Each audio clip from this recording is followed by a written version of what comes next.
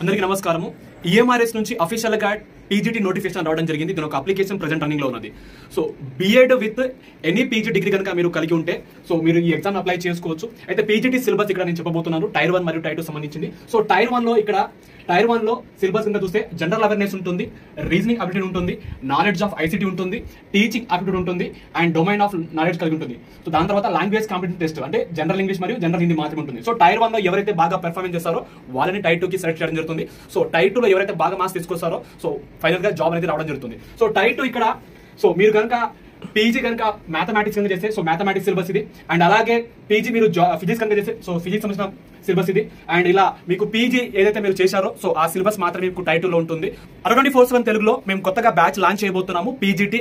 So అది కూడా tyre 1 మరియు టైర్ 2 సంబంధించింది. సో ఈ బ్యాచెస్ లో ఎన్రోల్ అవ్వండి. సో ఇక్కడ టీజీటీ మరియు పీజీటీ బ్యాచ్ ఉంటుంది. సో ఈ బ్యాచ్ ని క్లిక్ చేయండి.